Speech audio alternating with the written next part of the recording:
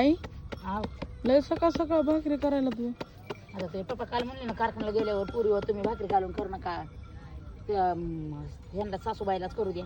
म्हणून होय. मग काय तर कवा बी करे तर आपल्यालाच पप्पा तुम्ही म्हणला होता आईला सकाळ सकाळ भाकरी करा म्हणून.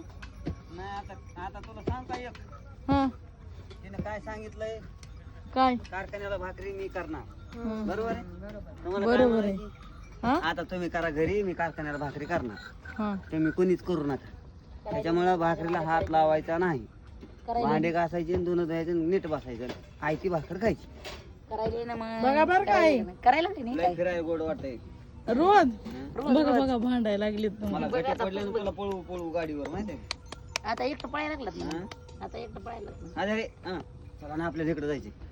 अरे नगर बैल आहे तर हजारे चला ना तिकडे जायचे. पोरीला म्हणायचं, करायला भाकरी आता शानपणाने बोल नका, पोरीला बोलले म्हणायचं, तर पोरी हो. बोलायला लागली माहिती मी आली भाकरी करा. तूच म्हणलीस करायला अजिबात हात लावायचा नाही बघा भाकरी. हा.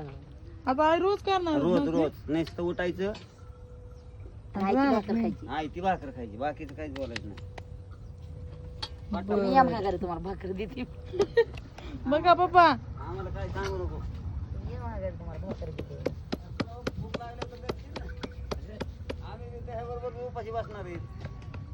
माझ्यासोबत कोणी येते का, त्याच्यामुळे मी खायचं सोडून देणार ना, खायचं सोडून देणार आहे. रोज भाकरी करायला रोज भाकरी करायला लावायची. मग होत आहे कमी. आप धके आईचं वजन कमी होत आहे.